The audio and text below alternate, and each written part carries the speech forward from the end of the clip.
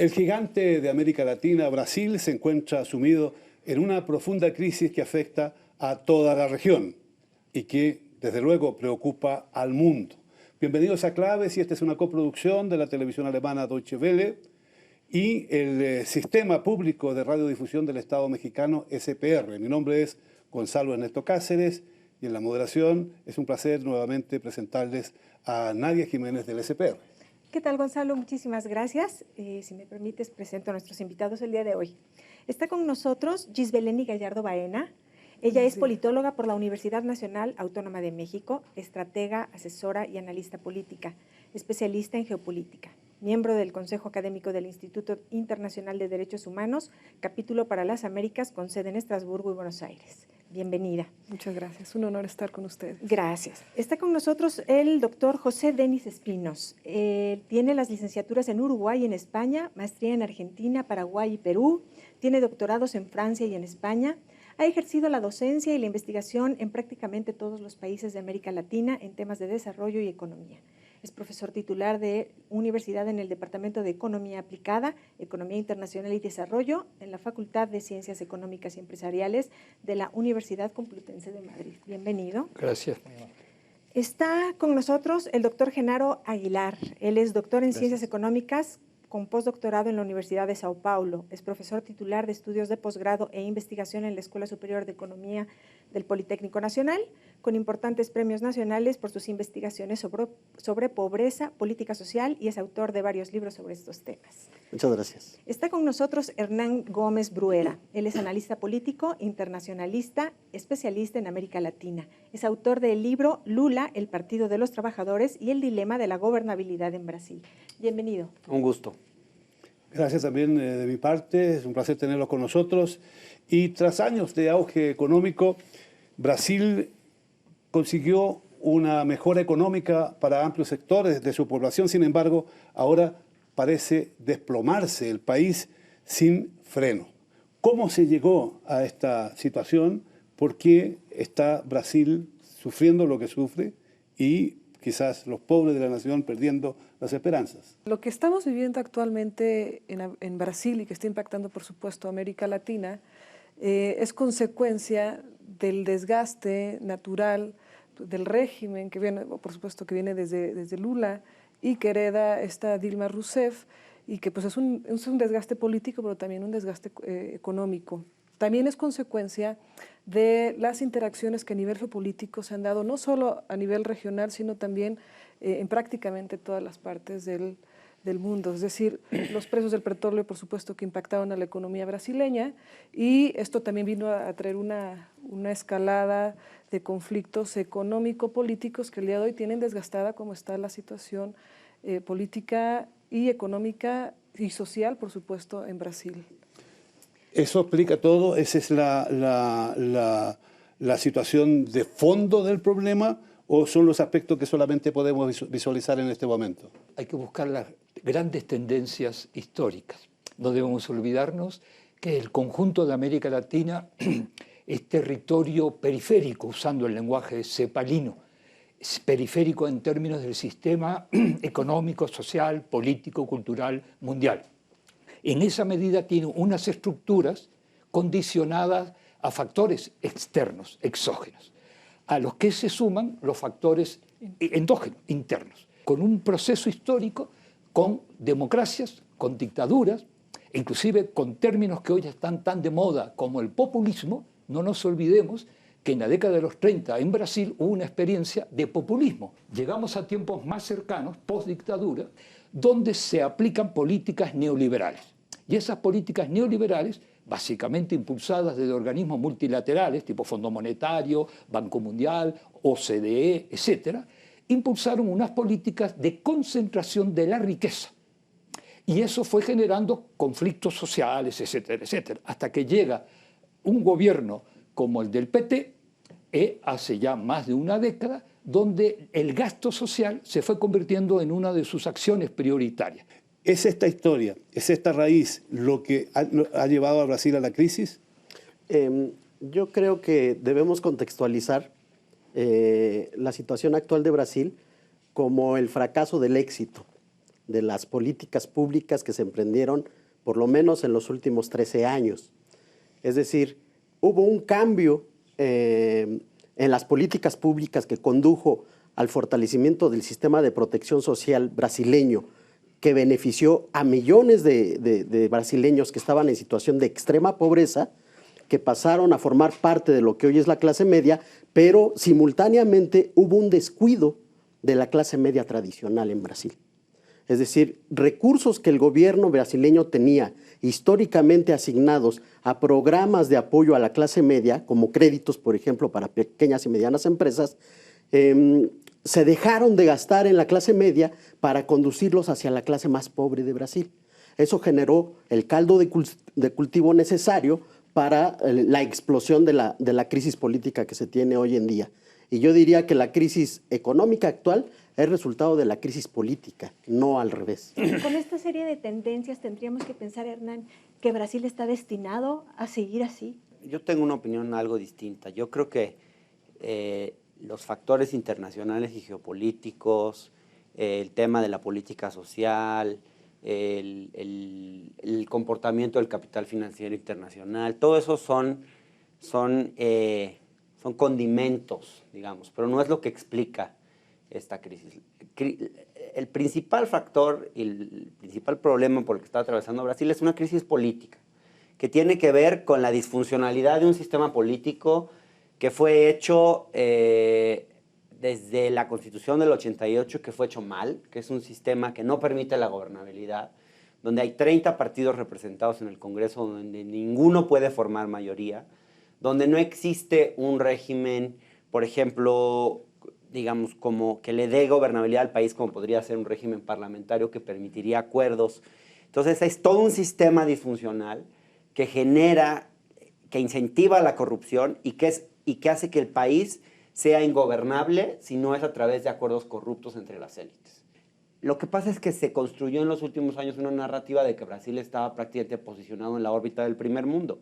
Entonces, claro, cuando se construye una narrativa así, pues ahora parece que nos fuimos al quinto mundo, cuando en realidad ni estábamos en el cielo, ni estábamos ahora en el infierno. Es decir, claro, la situación económica no está bien en Brasil, pero eso tiene que ver fundamentalmente con el contexto internacional, con la situación por la que están atravesando muchas economías latinoamericanas, con la caída de las economías asiáticas, con lo que ha pasado con la economía china. Es decir, que en los últimos años Brasil se volvió muy dependiente de esas economías y hoy, cuando esas economías entran en una cierta recesión, pues el país se ve afectado. Pero desde el punto de vista político, las élites gobernantes, las élites de los partidos políticos en sí, como ocurre también en otros países de América Latina, no están en condiciones de resolver los problemas de hoy, ni están en condiciones de proyectar hacia el futuro políticas que convenzan a la gente. Coincido. Ahora bien, en este caso concreto, quien ha pagado quién es el pato de la boda es Dilma. O sea, han cargado con ella políticamente y uno se pregunta por qué ella, porque le tocó estar ahora o porque es mujer. Creo que tiene que ver con el momento histórico en el que se encuentra Dilma, por supuesto, pero lo que nosotros estamos viviendo, lo que estamos viendo que está ocurriendo en Brasil, por supuesto que es una carta política que se está jugando de manera desmedida. Hay que poner las cosas en su lugar. Estamos viendo actores políticos tratando de destituir a Dilma Rousseff por un caso de corrupción que al final del día no es un tema de corrupción, es un tema de un error administrativo, ¿no? Por ahí unas partidas presupuestarias. ¿Quiénes la acusan? ¿Los otros que están acusados también? Bueno, quienes encabezaron el tema político al interior de Brasil fue Michel Temer, por supuesto, que es actualmente el presidente interino en Brasil y que ya está abanderando un cambio de timón al interior del país, que es brutal. O sea, realmente ese giro de timón de un día para otro, por supuesto que va a generar no solo consecuencias económicas y sociales, sino también políticas que se irán sufriendo a lo largo no de los meses, sino de los años. Cunha, que fue el líder del Congreso o del Parlamento, del Congreso brasileño, quien ya renunció precisamente al cargo, como que cumplió la tarea y se fue, pero él verdaderamente está siendo procesado. De hecho, está dentro de este paquete de los Panama Papers por el tema de corrupción y por el tema de Petrobras, que en un principio se intentó utilizar el tema de Petrobras, no hubo, digamos, eco con el tema de Petrobras, y al final del día los que verdaderamente tienen que ver con el tema de corrupción en Petrobras están agarrando la bandera en contra de Dilma Rousseff, por esta cuestión política. Digamos, los acuerdos que comentaba Hernán, que se tenían que dar sí o sí para generar un espacio de gobernabilidad en Brasil, no estoy diciendo de este periodo, sino desde hace 13, 14 años, que es cómo llega el PT y cómo se consolida el PT, entendamos el gobierno de Lula y ahora el gobierno de Dilma, pues se ven por supuesto rotos, pero también vienen de un desgaste económico derivado de de la dinámica internacional y de la propia dinámica de los organismos, tanto del UNASUR como del Mercosur. Para tener más antecedentes de lo que sucede en Brasil y para conocer más detalles en relación con lo que está aconteciendo, hemos preparado una infografía que le presentamos a continuación. Factores de la crisis. Políticos. Revocación formal mediante un juicio político a la presidenta Dilma Rousseff. Tendrá que dejar el cargo durante el proceso. Terminada la investigación por manejo inadecuado de fondos públicos y el escándalo de corrupción, el Senado votará su destitución. Creciente desconfianza en las instituciones y actores políticos por parte de la población. 6 de cada 10 miembros del Congreso enfrentan cargos criminales o de corrupción. Quienes acusan a Dilma, ¿realmente tienen un proyecto, Genaro, importante? ¿Hay un proyecto político? Pues el proyecto es cambiar a la dirigencia nacional, es decir, es otro grupo de fuerzas las que están buscando dirigir Brasil, y un poco siguiendo en la misma lógica de lo que se estaba comentando en este momento. Bueno, pues es una serie de fuerzas que se aliaron inicialmente con el gobierno de Lula, que después se aliaron para la elección de Dilma y que finalmente rompió esta alianza política que estaba al frente de Brasil y que coloca ahora a un grupo de políticos brasileños que sin duda van a cambiar el modelo económico dominante en Brasil. Entonces, hay una serie de grupos económicos que no estaban siendo beneficiados a partir de la política pública que se emprendió desde el gobierno de Lula. Uno de los ejemplos más claros es, por ejemplo, que grandes contratos con grandes empresas nacionales que tenía el gobierno brasileño para dar suministro a 160 millones de comidas que se sirven todos los días en los comedores de las escuelas públicas de Brasil, se rompieron al inicio de la administración del gobierno Lula con las grandes empresas y se le dieron esos contratos a pequeños productores agrícolas de orden familiar en pequeñas unidades de producción agrícola familiar en todo el Brasil. Ese tipo de rompimientos, digamos, de acuerdos, de alianzas que se tenían con el poder económico antes de la llegada del gobierno Lula, se están reflejando en este momento en fuerzas que están queriendo retomar las políticas que se tenían anteriormente. Sería interesante saber, José Denis, cuál va a ser la repercusión que eso tendrá para los 40 millones de pobres que Lula con esa política sacó del hambre concretamente. Exactamente. Y segundo, ¿qué modelo político es el que se pretende implementar? Porque está claro que estos gestores políticos de ahora no van a querer seguir con la línea de Lula ni de Dilma. Exactamente, ¿no? Aquí vemos un claro ejemplo de exclusión social. Luego de que países de América Latina, Brasil entre ellos, alcanzaron unos niveles de distribución del ingreso y de justicia social mucho más elevados, ahora eso se frena, se corta, y en el caso de estos 40 millones de personas, pues van a quedar excluidos de esa dinámica de crecimiento, de distribución del ingreso, etc. ¿Qué puede generar eso? Pues teóricamente conflicto. Sí, pero yo a su vez añadiría, el problema es político, pero todo problema político tiene elementos fundamentales, estructurales, económicos. Pero a su vez, todo lo económico y lo político y lo económico, para no jerarquizarlo, si en el caso que aquí nos reúne, lo olvidamos del contexto internacional, y cuando digo internacional no digo solo del mundo, sino de la región latinoamericana, donde hay un clarísimo reajuste de fuerzas políticas, sociales, en una misma dirección. En la misma dirección de lo que está ocurriendo en Brasil, ocurre en Argentina. Y está ocurriendo en otros países de América del Sur. Ojo, no lo olvidemos. Entonces, ahí entran factores geopolíticos que a mí, en mi opinión, son muy importantes y que no son casuales que se estén dando en estas circunstancias. Entonces, yo ahí diría, hay un paquete de elementos económicos, políticos, geopolíticos, de contexto nacional, sin duda, pero también de contexto internacional que debemos incluir. Y esa polarización con exclusión se está dando en Brasil, ¿se va a dar más? Yo creo que sí, pero se está dando en el conjunto de América Latina y no lo olvidemos, del mundo. Okay. Sí. En Europa hay también una enorme polarización con exclusión de sectores sociales.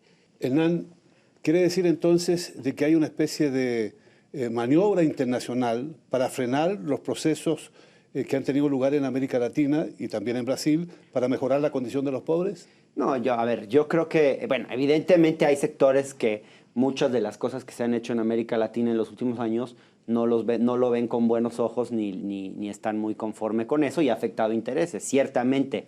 Pero ¿Qué de intereses, ahí, perdón, si te puedo... bueno, por ejemplo, concreto? al redistribuir la riqueza, al generar un elevado gasto social, etcétera, pues hay sectores que no necesariamente se ven beneficiados. Pero O sea, yo lo capital que creo, nacional y capital internacional, concretamente. sí, yo lo que creo aquí es que hay una situación, es decir, no podemos leer todo en clave conspirativa, es decir, De acuerdo. hay una responsabilidad en los sistemas políticos, hay una responsabilidad en quién ha estado en el gobierno, que ha cometido errores, que ha sufrido un proceso de desgaste, y hay una crisis económica, es decir, entonces esos son los principales factores que explican, en este caso, lo que pasó con Dilma Rousseff, y no se puede, digamos, echar la culpa a la geopolítica o a los factores internacionales. Es como, me suena un poco a lo que hace Maduro, es decir, como si en Venezuela no hubiera un proceso, digamos, de pérdida de popularidad y de legitimidad del gobierno actual y realmente quien está impulsando toda la crisis actual fuera Estados Unidos, el imperialismo, es decir, claro que al imperialismo no le conviene el régimen de Maduro, pero de ahí a decir que el imperialismo norteamericano está detrás de todo lo que sucede en Venezuela, pues yo creo que eso es no hacerse cargo de lo que sucede, digamos, internamente en la política de cada uno de estos países. Don Genaro, ¿cuál es la dimensión internacional entonces de la crisis que tenemos hoy día en Brasil? ¿Cuál es la raíz internacional y cuál es la perspectiva internacional que puede alcanzar la realidad del país? Sí, yo creo que si yo no había querido hablar del tema internacional, porque entonces tengo que remontarme hasta la época en que inició la guerra de las divisas, ¿no? Y donde Brasil directamente, ¿no? Dilma Rousseff fue a decir a la Unión Europea y les fue a decir que ellos iban a defender su moneda y que al defender su moneda iban a defender a sus productores nacionales, ¿no? Y eso tiene grandes repercusiones en todo el sistema comercial internacional, por supuesto, ¿no?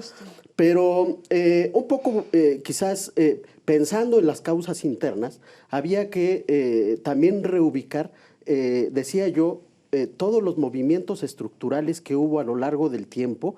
Recuerdo, por ejemplo, que hace 20 años se creó un impuesto especial en Brasil, el impuesto de circulación de mercancías y servicios, y que era específicamente diseñado porque hace 20 años el sistema público de salud brasileño estaba en los suelos. Estaba cualquiera de América Latina que hablara de que los sistemas de salud público en los países de América Latina eran un desastre, se espantaban cuando veían el sistema público brasileño.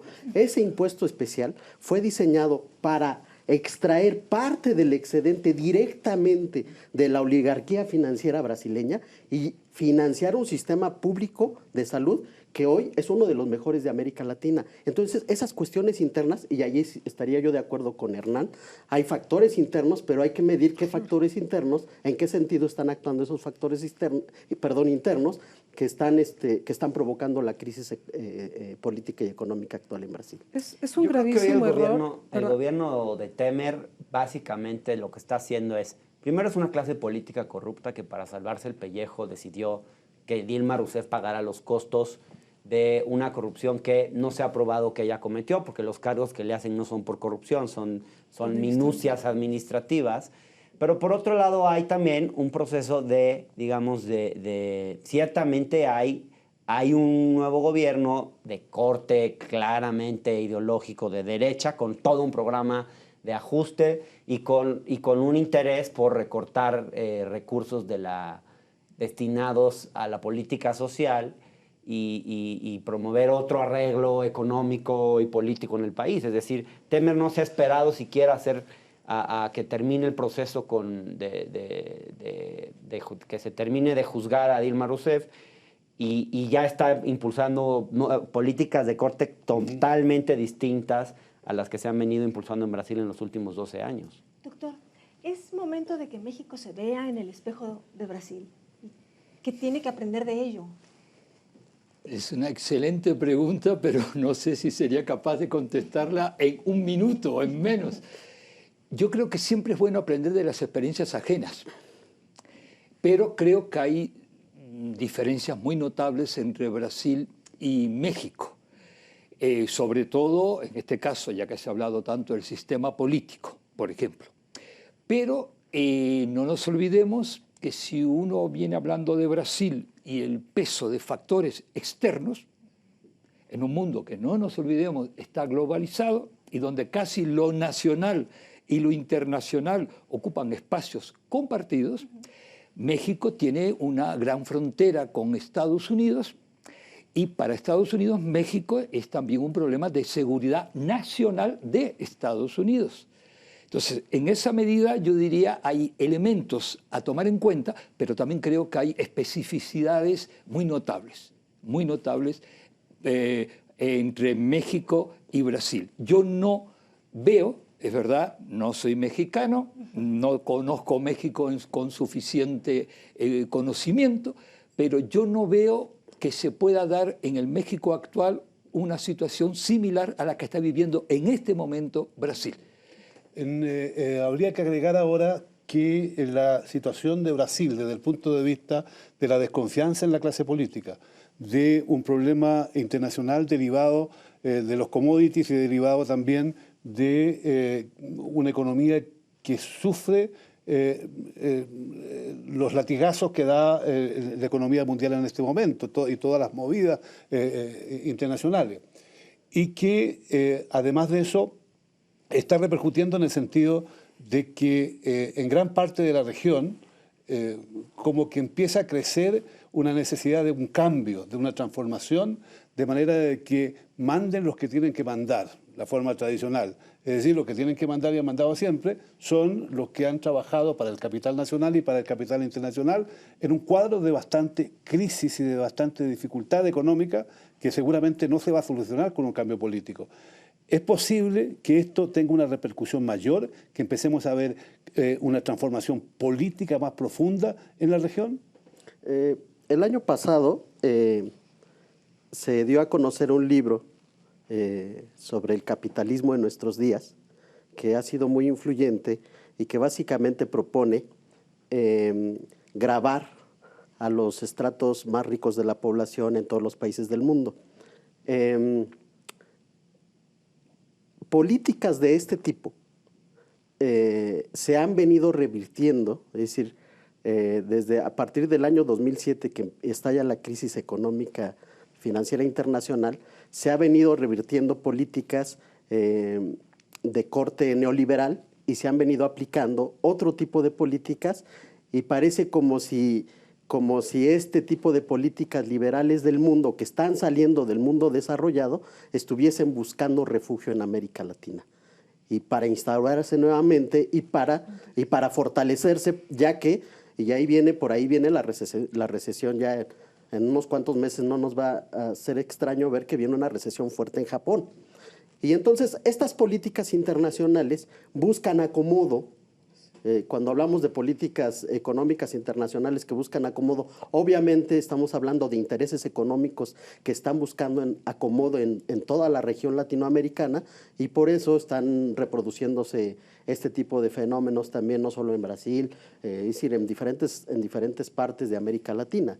Entonces yo diría que es un movimiento de la política económica mundial para la restauración de una serie de políticas que fortalecen las ideas del libre mercado.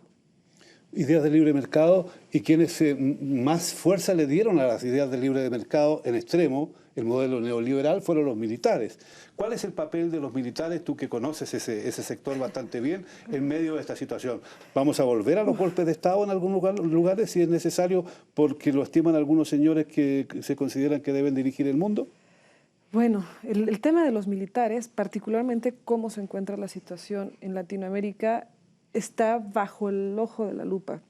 ¿Por qué? Porque lo que estamos viviendo efectivamente son cambios drásticos, digamos, de régimen político y económico en la región. Por ejemplo, particularmente en Brasil estamos viviendo un golpe de Estado, pero un golpe de Estado civil.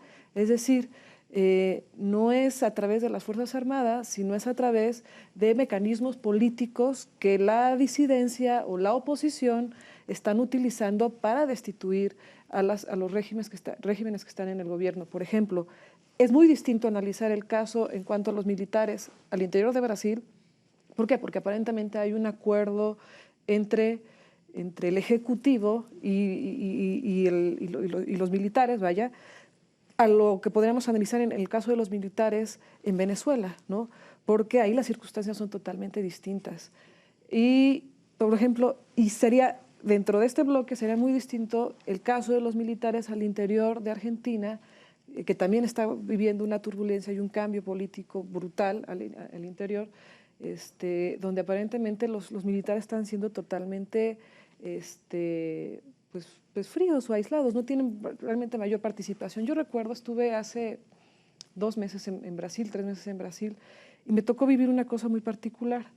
Había una especie de golpe de Estado, no había policía, ¿no? Pero ¿cómo se llama? Toque de queda. Había una especie de toque de queda, pero sin ser toque de queda, es decir, no había policía, o sea, estaba por esta circunstancia política, estaban en huelga la policía y no había policía, entonces todo estaba cerrado a partir de las 8 de la noche. Y a diferencia de México, por ejemplo, no estaba el ejército en las calles. ¿Qué es lo que pasa?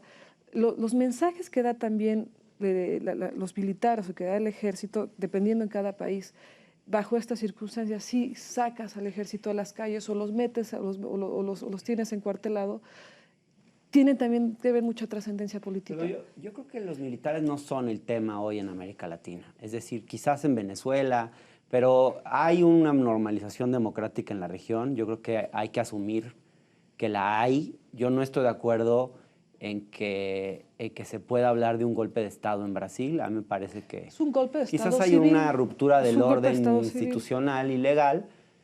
Yo creo que el término golpe de Estado está muy asociado a un periodo de América Latina. Tiene que ver en general con procesos más bien violentos.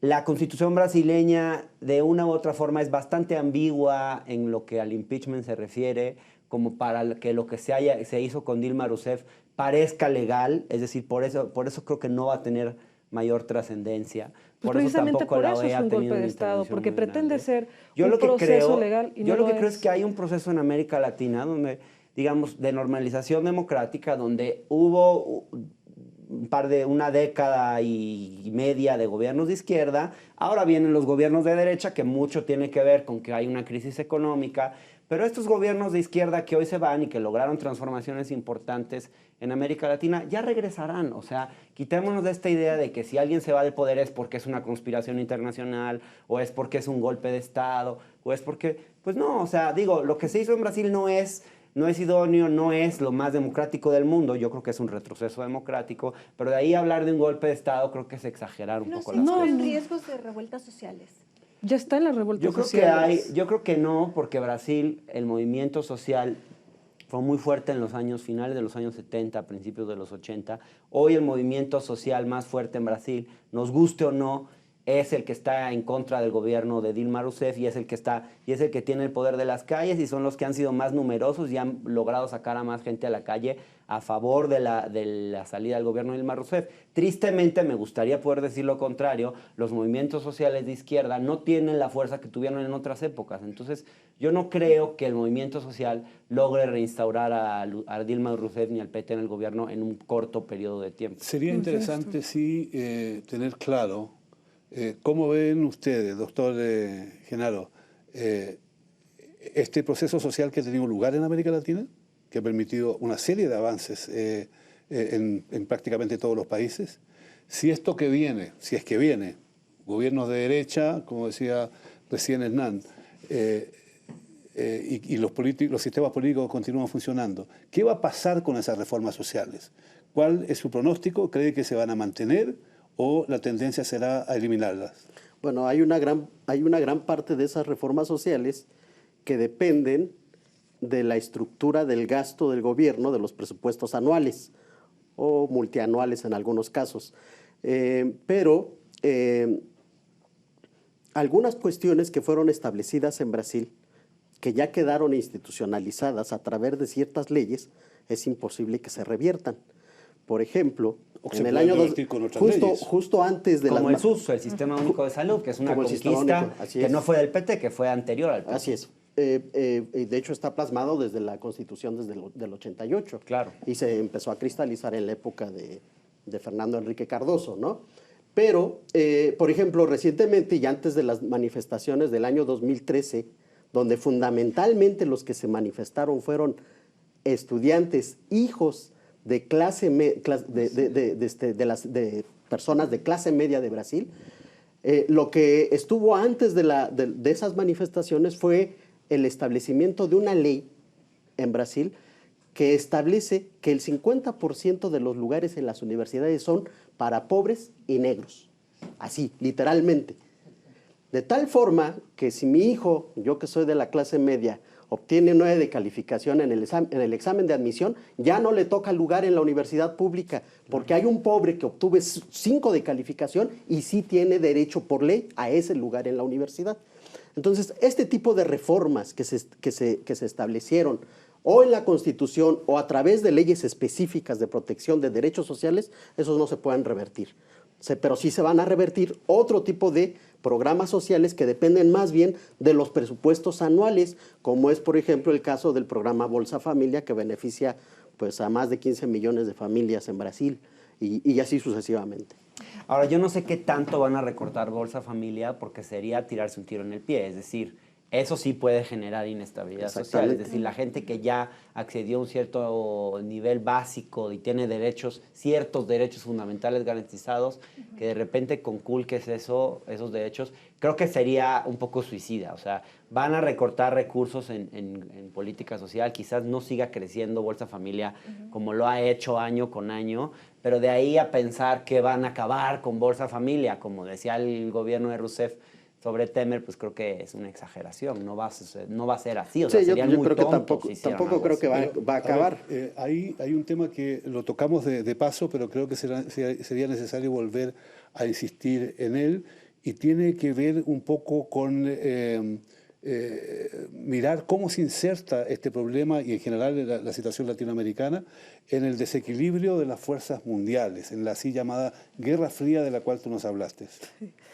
Bueno, el primer anuncio público que hizo Michel Temer, el primer día que tomó posesión como presidente interino de Brasil, fue decir, bueno, obviamente después de anunciar el gabinete, ¿no?, que podríamos hablar también del gabinete, pero bueno, es decir que como principal objetivo, dentro de uno de los principales objetivos del gobierno brasileño era que iban a migrar hacia la Alianza Transpacífico. ¿Qué implica eso? Es una declaración que para muchos pasó como desapercibida. ¿A la Alianza del Pacífico? Sí, Alianza Transpacífico. Esto quiere decir, desequilibra, digamos, por completo como estaban conformadas las fuerzas económicas hasta hace 2 semanas, ¿no?, que se hizo este anuncio. Esto quiere decir, Brasil es el eje económico y político del Mercosur. Brasil es el eje económico y político del UNASUR. ¿Qué quiere decir? En el momento en el que Brasil, porque es probable, tiene 6 meses aparte, bueno, 5 meses ahora para hacerlo, migre por completo a estos tratados comerciales que están, digamos, en la contraparte económica o en otro lado económica, por supuesto que va a alterar por completo la dinámica, no solo política, sino también económica y social. Es decir, ¿qué va a ocurrir, por ejemplo, si se da esto? La desintegración del Mercosur, que se ve ya casi de manera inminente y que pareciera ser uno de los objetivos del proceso de desestabilización que está viviendo Brasil. ¿Qué va a ocurrir aunado si sumamos Brasil, Venezuela y Argentina, que está dando de manera institucional este proceso, con el UNASUR? Y ahora, no perdamos de vista los BRICS, ¿no?